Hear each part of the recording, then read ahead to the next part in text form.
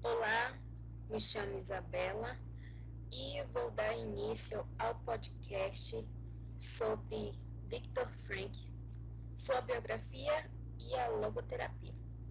Viktor Emil Frankl foi reconhecido como neuropsiquiatra austríaco que criou um método chamado logoterapia, um método terapêutico. Era dia 26 de março de 1905 e Victor nascia em uma família austríaca judia que contava com duas irmãs. Os seus pais eram funcionários públicos e a família vivia em uma vida confortável até a Primeira Guerra Mundial. E assim como as outras famílias judias, a dele também caiu e ficou na pobreza, assim dependendo de esmolas para sobreviver. Para sua formação, ele começou a se interessar por filosofia e psicologia. Durante o ensino médio, Viktor Frankl deu uma palestra chamada sobre o sentido da vida. E mesmo adolescente, ele trocou ideias, correspondências com Sigmund Freud para o trabalho de conclusão de curso. E o trabalho ficou intitulado Sobre a Psicologia do Pensamento Filosófico e foi escrito em 1923. Frank entrou para a Faculdade de Medicina da Universidade de Viena e começou a estudar alguns casos de depressão e suicídio. E aos 19 anos, publicou seu primeiro artigo científico na revista International Journal of Individual Psychology. E Vitor também tinha o seu lado político, e ele já foi envolvido como um membro do Partido de Jovens Trabalhadores Comunistas no ensino médio e chegou a ser presidente de uma organização em 1924. O seu envolvimento político fez com que o autor permanecesse em terras áustricas na invasão alemã na Segunda Guerra Mundial. E agora passarei para a minha colega. Bom, olá a todos, eu me chamo Júlia Gabriele e eu vou dar continuidade a este podcast. Enquanto Vitor fazia a faculdade de medicina, ele desenvolveu projetos paralelos como alas de prevenção ao suicídio para jovens estudantes. Suas ideias em relação à vida e aos valores humanos é o que impulsionou a fazer ligações entre a filosofia e a psicologia. E em 1926, ele fala pela primeira vez em um congresso sobre a logoterapia, a terapia focada em buscar o sentido da vida. Já em 1930, quando ele tinha por volta dos seus 25 anos de idade, ele já começava a ser notado pela comunidade acadêmica e médica, como um homem à frente de sua época. Convidado a apresentar trabalhos por toda a Europa, Frankl faz residência em psiquiatria e neurologia e, em 1930, assume a responsabilidade por uma ala conhecida como o Pavilhão do Suicídio no Hospital Psiquiátrico em Viena. Em 1938, ele já atendia em seu próprio consultório de neurologia e psiquiatria e era reconhecido como um profissional que criou uma nova forma de tratamento terapêutico, baseada em preencher o vazio existencial com sentido.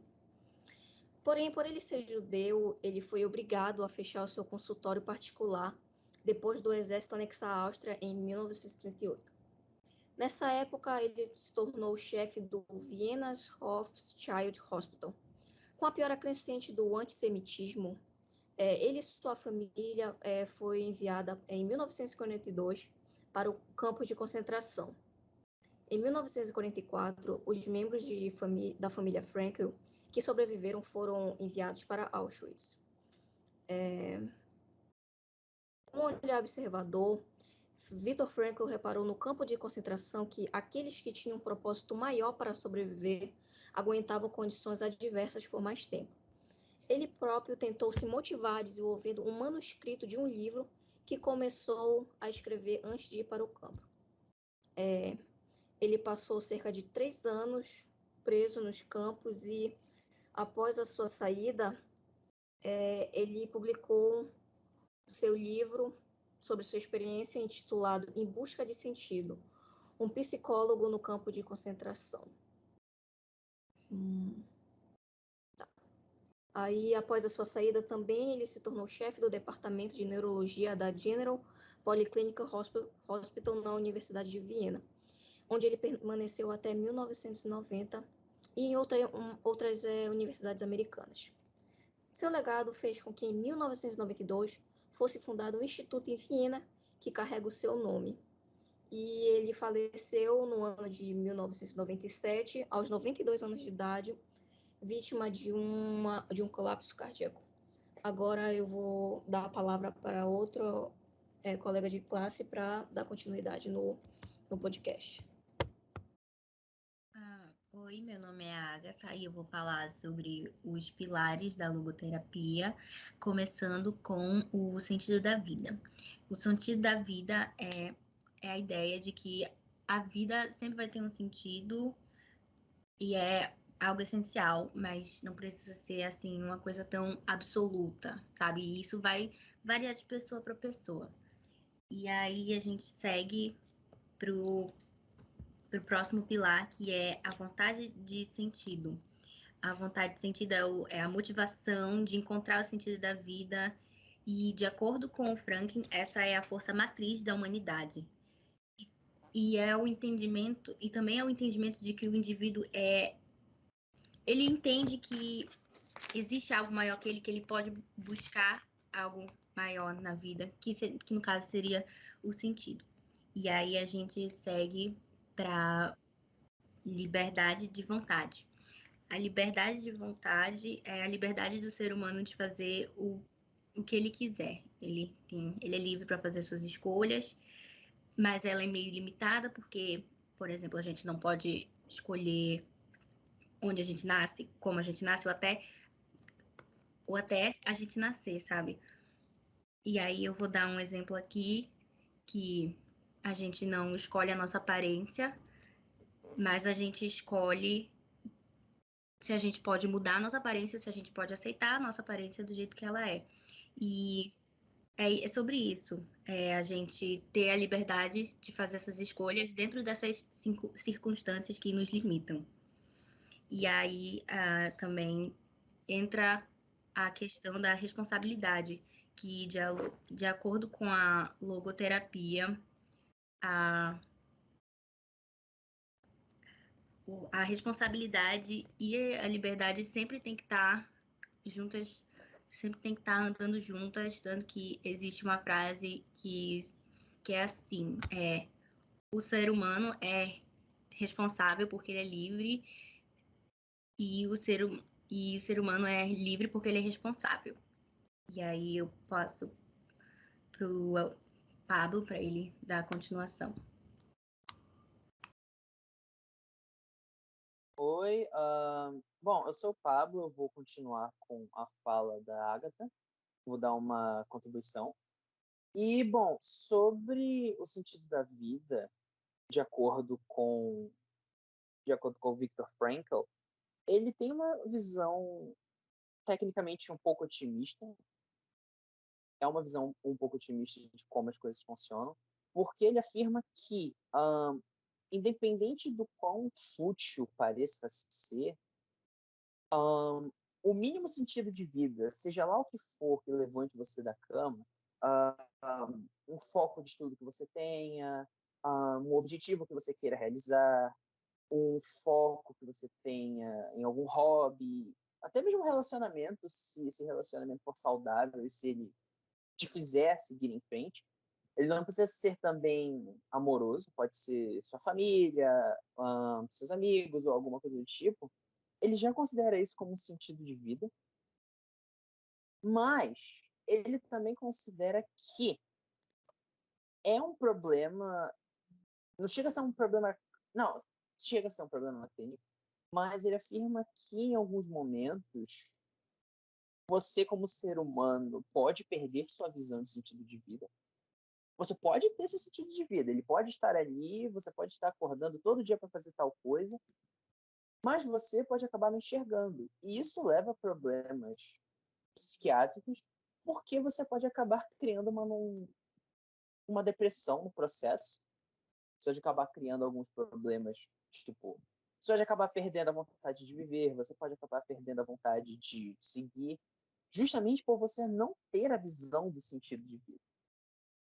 Esse tipo de situação de distúrbio é muito comum, principalmente no estágio, por exemplo, de luto, quando você perde alguém muito próximo, importante para você, em que o sentido da vida pode acabar se perdendo nos seus olhos, porque justamente se um dos seus sentidos de vida é um relacionamento que você segue, quando essa pessoa se vai, você pode acabar perdendo noção de que desse sentido, a vida pode acabar perdendo sentido. E se isso não for tratado, isso pode levar a algum problema mais sério, como uma depressão profunda, ou até mesmo um suicídio. A pessoa pode acabar querendo até se matar por causa disso, se ela não se sentir motivada bastante. E é importante, segundo o Viktor Frankl, justamente que a pessoa consiga enxergar um sentido, ou achar um novo, caso ela, na cabeça dela, tenha perdido um atual. Aproveitando que eu estou falando do sentido da vida, eu vou dar uma... É uma curiosidade, mas é uma curiosidade que contribui com o que eu estou falando. Como o Viktor Frankl e a logoterapia, como a logoterapia é considerada a terceira escola da psicologia austríaca, ele se correspondia muito com Freud. E mesmo que ele se correspondesse muito com Freud, ele discordava muito de Freud. Eu não sei se ele discordava de uma maneira mais agressiva ou de uma maneira mais cordial, mas ele havia muitas discordâncias com ele, com a psicanálise freudiana no geral. Tanto que houve um certo momento da vida dele em que Freud fez uma afirmação. De acordo com Freud, ele afirmou que no momento em que você questiona o sentido da vida, você está doente, porque você está com a falta de libido. Você literalmente perdeu o tesão em viver, então você está doente. Mas Viktor Frankl, ele afirma que ele discorda, ele chega a discordar, e na discordância dele, ele dá um argumento que eu particularmente concordo bastante, mas ele basicamente afirma que o fato de você se questionar, o fato de você questionar o sentido da vida, não é uma doença, e sim é algo humano. Por quê? O que nos difere do reino animal, no reino animal, de nós sermos animais pensantes, é justamente isso. Nós podemos raciocinar e nós podemos questionar. Então, no momento que você se questiona do sentido da vida, o que você vai fazer inevitavelmente em algum momento da sua vida, de acordo com o Viktor Frankl, é essa capacidade de pensar, de questionar as coisas. Então ele discorda afirmando que é apenas natural, que não é, você não está doente por se questionar do sentido da vida. Outro conceito, já passando para o próximo conceito da logoterapia, é que ele afirma que, ao mesmo tempo que ele tem uma visão que eu considero otimista sobre o sentido da vida, ele também tem uma afirmação muito interessante, que é basicamente o sofrimento é inevitável. Independente do que você... Independente do sentido que você...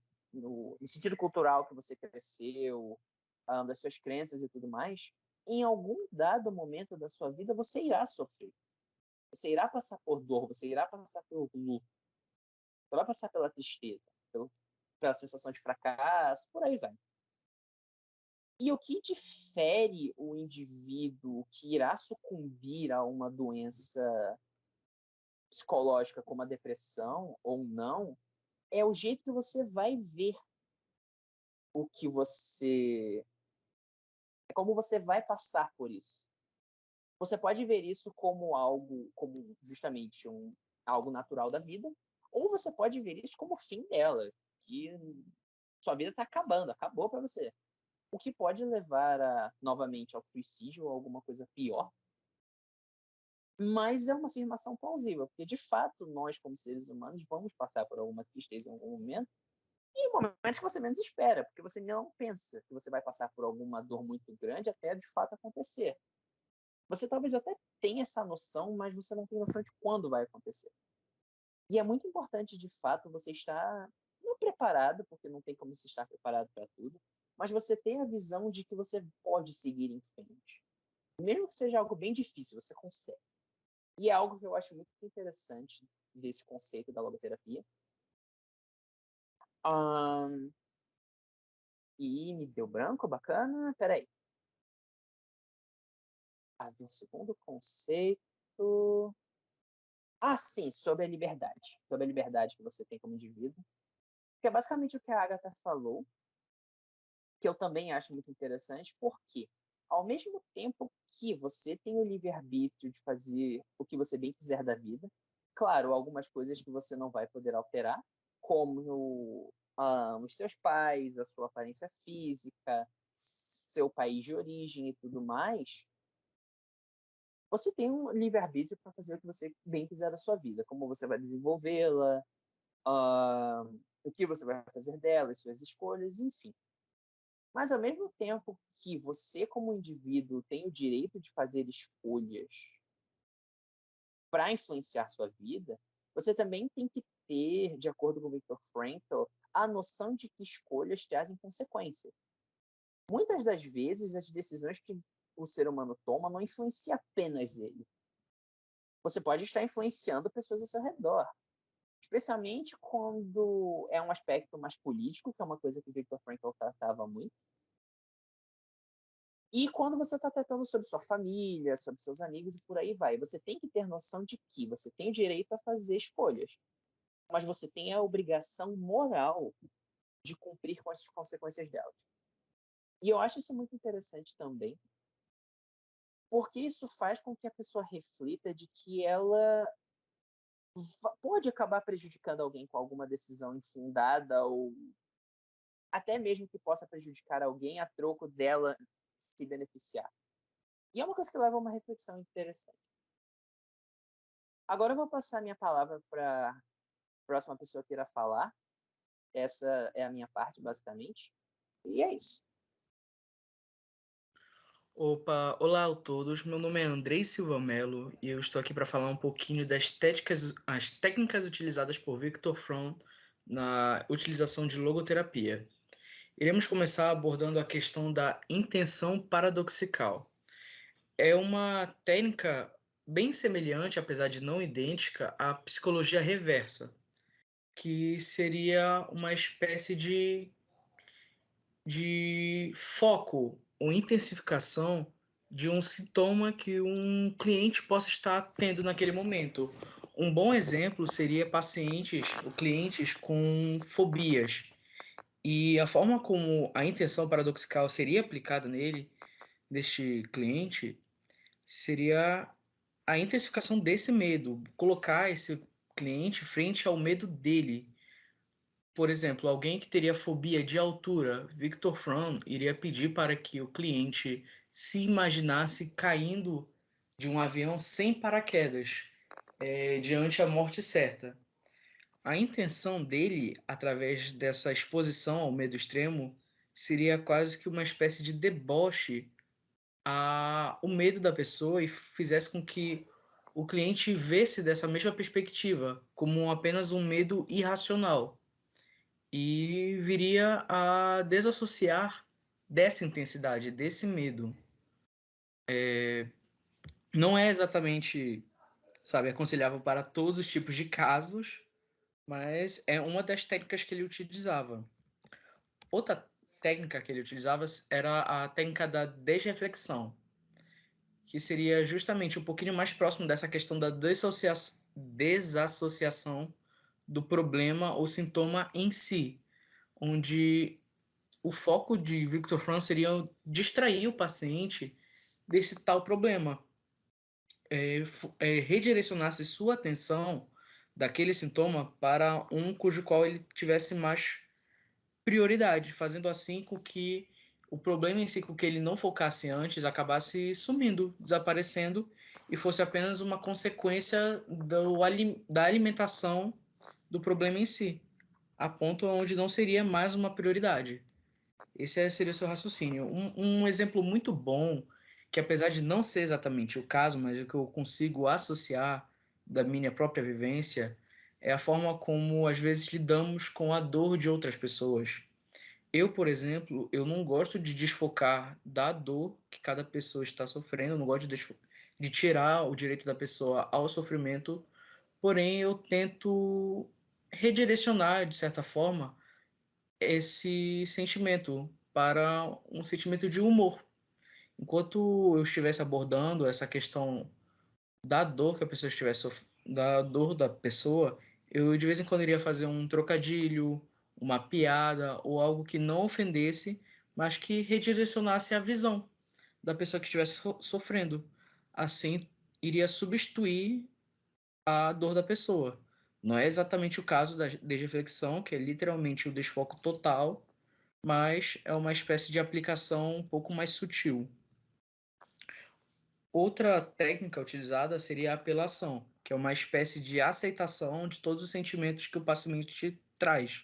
Seria o enaltecer do sofrimento, da felicidade, da tensão, de qualquer coisa que o paciente sentisse. O cliente, na verdade, a logoterapia sugere que nós aceitássemos e enaltecêssemos esse sofrimento, fazendo assim, fortalecendo ainda mais o vínculo com o paciente. Logo em seguida, temos o diálogo socrático, que eu pessoalmente utilizo bastante na minha vida pessoal, que seria a vocabilização das necessidades, do que há em mente, do sofrimento de cada pessoa. Seria colocar em voz alta, expondo assim os pensamentos, suas dúvidas e qualquer coisa que fosse de forma verbal. O trabalho do logoterapeuta seria analisar esse diálogo do cliente e tentar procurar ou traduzir até, recodificar, decodificar o diálogo para achar a solução ou fazer análise das necessidades desse paciente. Ele vem a partir da ideia de que o paciente sabe inconscientemente de suas necessidades, ele sabe do que ele precisa, ele sabe o que ele está passando, porém ele não consegue descobrir de forma consciente. E a partir do diálogo, o trabalho do logoterapeuta seria traduzir isso. E por final, eu falo um pouquinho da técnica de ganho e perdas, que é bem simples. O nome em si, ele já descreve perfeitamente o que é. É a análise dos pesos e dos ganhos das escolhas de grande peso para cada pessoa. A troca de um emprego, o término de um relacionamento, uma viagem, uma mudança. Seria sempre levar em consideração os benefícios e os malefícios dessa decisão e suas consequências. Partindo assim também do que foi apresentado pela Agatha e pelo Pablo, da questão das responsabilidades. Seria justamente medir as responsabilidades, assim como os seus ganhos. E assim, eu finalizo minha contribuição e, consequentemente, também o podcast, a apresentação. Eu gostaria também de tomar a liberdade de dar crédito a todos os participantes que não puderam falar agora. Foram, assim, eles: João Victor Guerreiro de Souza, que foi responsável pela gravação deste trabalho; Luana de Castro Pacheco Barros foi uma que ajudou bastante na produção do roteiro de nossa apresentação. As pessoas que falaram nessa apresentação foram, respectivamente, Isabela Luana de Silva Azevedo, Júlia Gabriele de Gomes Reis, Isabela, Júlia, Pablo Albuquerque Sacramento e, sim, a Ágata. Onde é que tá o nome da Agatha? Agatha Isabela Borges Amaral e eu, André Silva Melo e Pablo Albuquerque Sacramento. Eu repeti uns pouquinhos os nomes, mas enfim, esses foram nossos participantes. Eu agradeço a todos que ficaram até o final e escutaram esse podcast. Muito obrigado. Uma boa tarde, noite, manhã, seja lá o tempo. Eu agradeço de verdade.